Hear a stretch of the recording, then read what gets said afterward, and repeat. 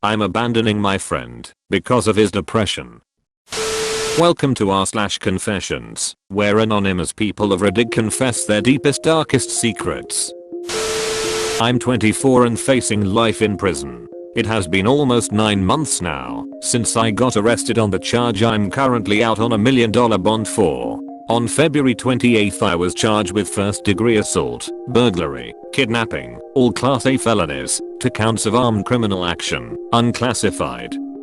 3. 99 years, and unlawful possession of a firearm, Class C. I'm a twice convicted felon, so all of my felonies were enhanced. In Missouri we have what's called prior and persistent offenders, our version of the 3 strikes law. On the 30th of April I found a bondsman who would take 40 grand, or 4%, of my bond. Though I was actually initially released on just 1.5%, or $15,000. I have been on 24/7 house arrest ever since, with my next court date being in January. No sign of when this will be wrapped up yet, and to be honest I kind of like it that way. They have me totally locked down.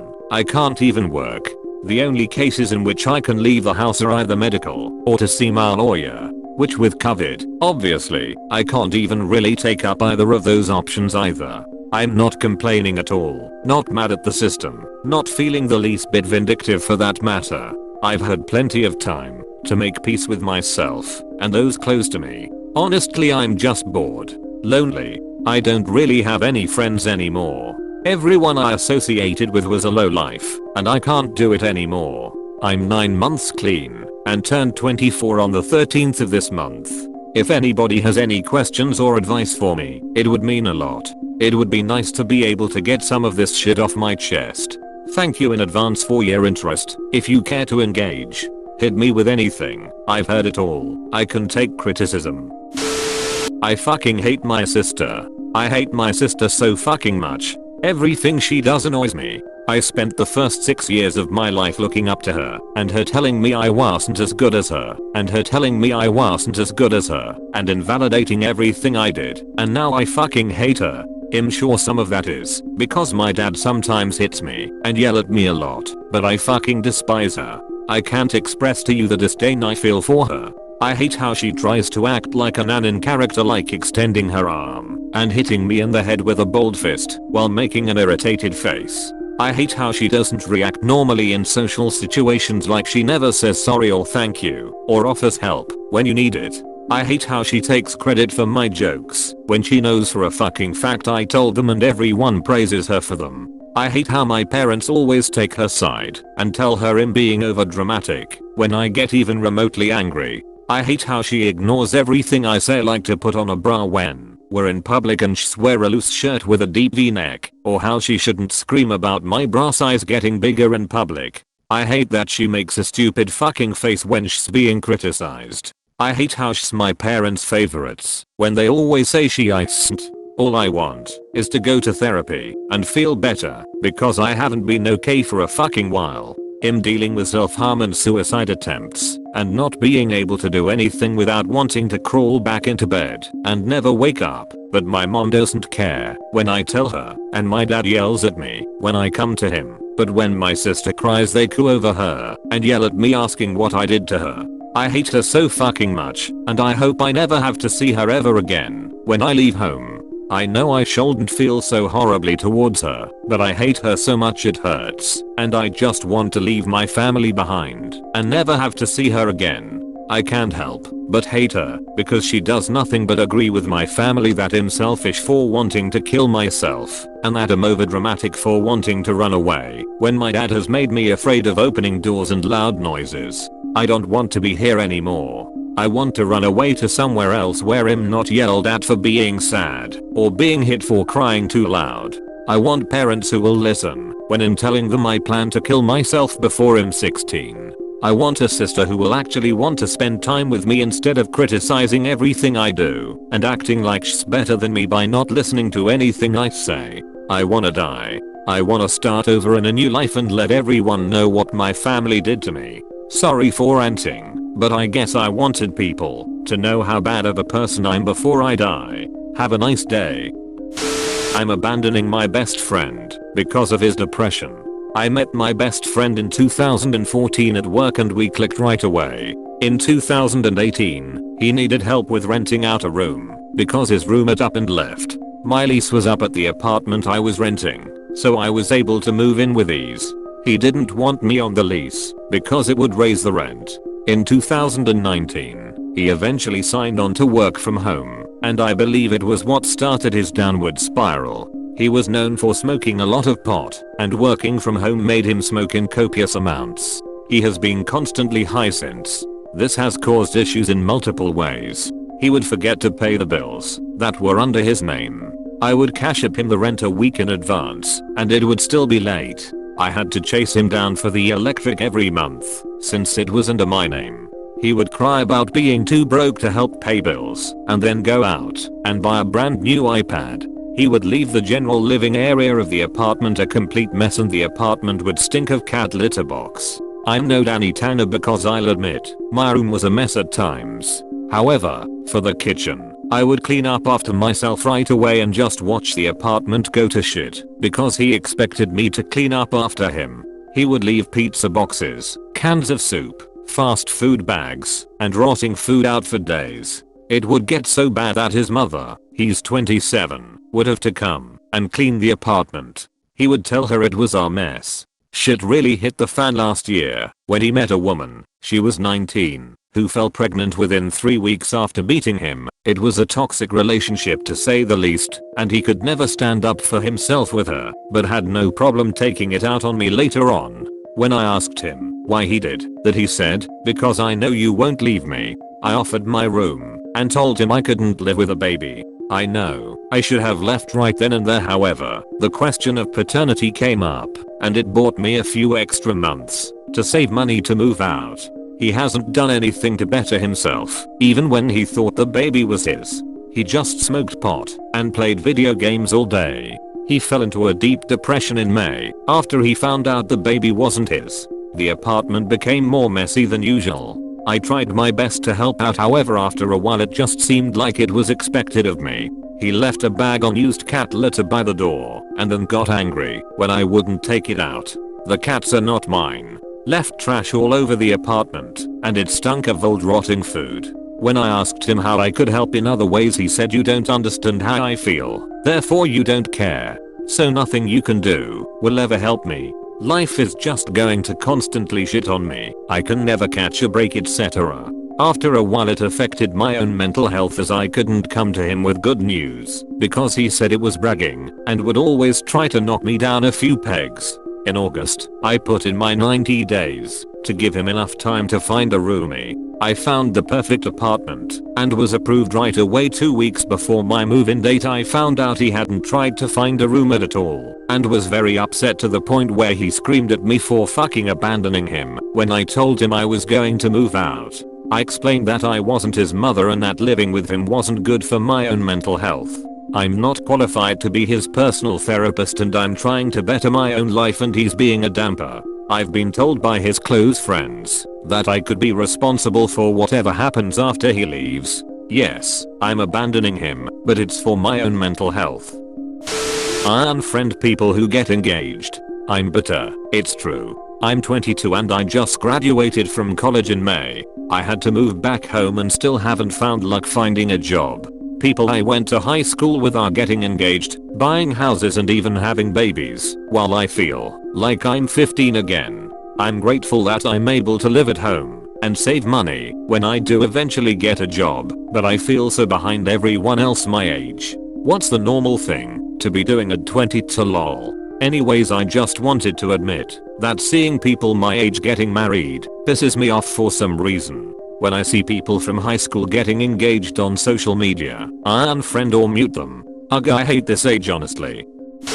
Why can't I just be normal? So I might have bipolar. No, I'm not self-diagnosing. I was told by my therapist. I know it's not that uncommon, and I'm not a monster or whatever, but I just feel broken. I've had depression for most of my life, and I finally started treatment last year. About 2 months ago I noticed that my antidepressants weren't really working anymore because my depression symptoms were so much worse than usual. So I went back to my therapist to discuss options.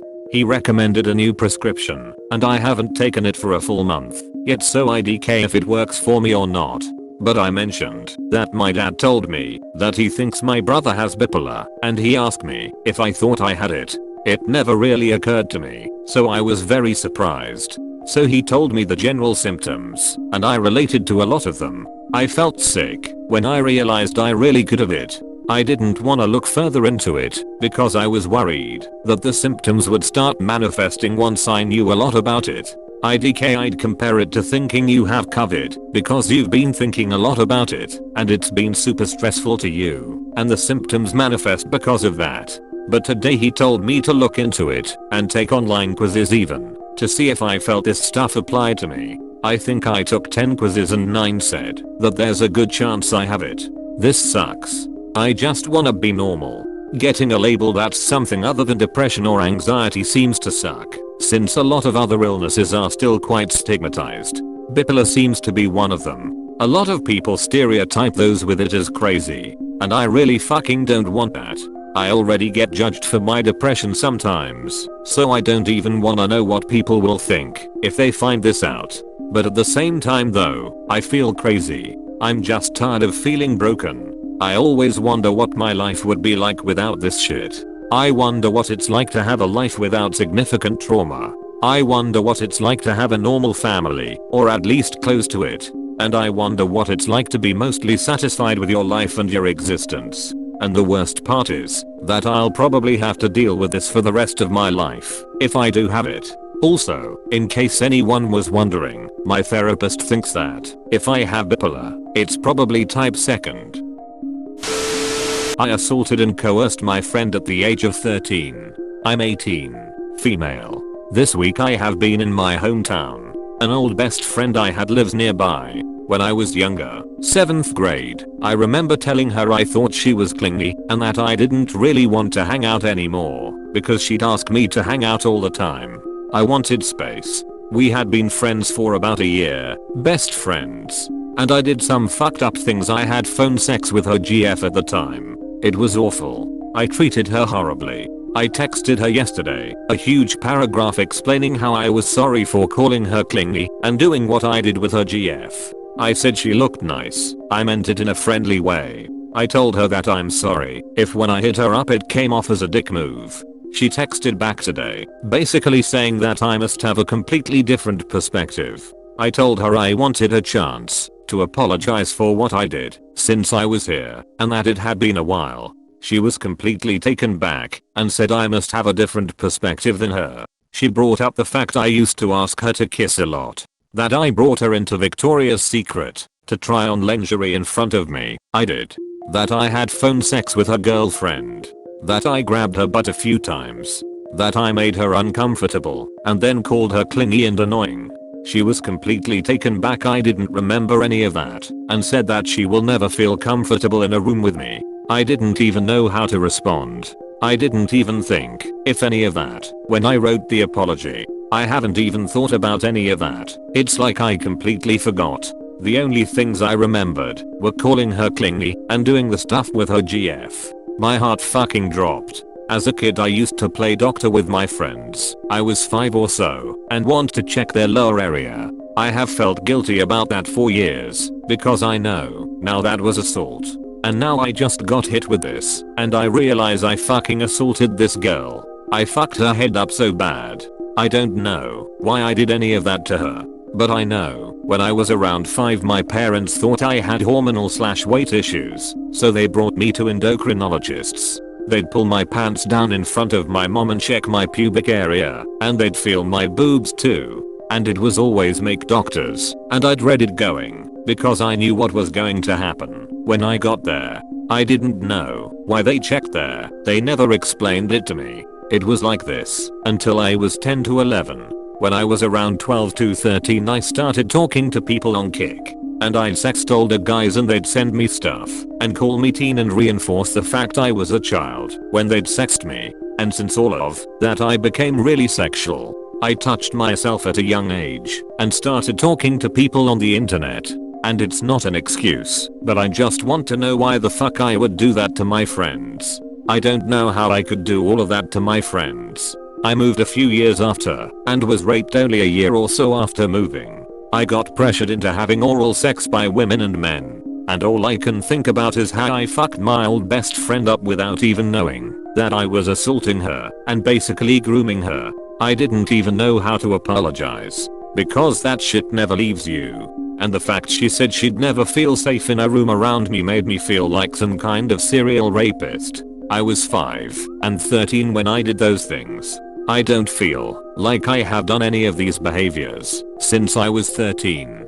I know that no means no. I literally don't know what to do with myself.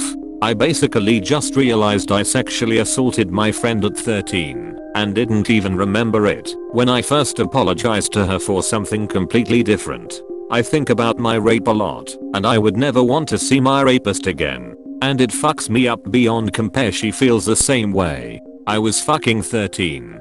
I didn't even know that's what I was doing. And she used to say things back like that I'd look good in thigh highs. Was it because I was fucking grooming her? I'm beside myself. I don't know what to do because I basically groomed her. I never ever kissed her. I did grab her butt. We never did anything else. Ever. I don't even know how to apologize without seeming like I want sympathy for being assaulted myself. Or without making it about me. Or sounding fake. Or sounding like an only sorry because I got caught. I'm in therapy for my rape. It's the hardest thing I've had to get over. And now I see I did something similar to a friend when I was 12 to 13. Edit/update. I told her that I wanted to apologize for how what I did affected her and that I wish I could take it back and that I acknowledge everything I did. She hasn't answered, which I understand. I don't want to continue saying anymore. I don't want sympathy from this post. Yes, I was a child, but yes, I could done things different. But I didn't. My assault is no excuse and I know that. This was 5 almost 6 years ago. I'm in therapy and yes, I will be bringing it up. I'm trying to work through my own rape right now. Thank you to all who gave me ideas on how to apologize in a more respectful way and how to let the situation be. I'm trying to do the right thing. Thank you so much for watching. If you liked it, please subscribe. It would really help me out and it would help build this community. Thank you. Have an amazing day.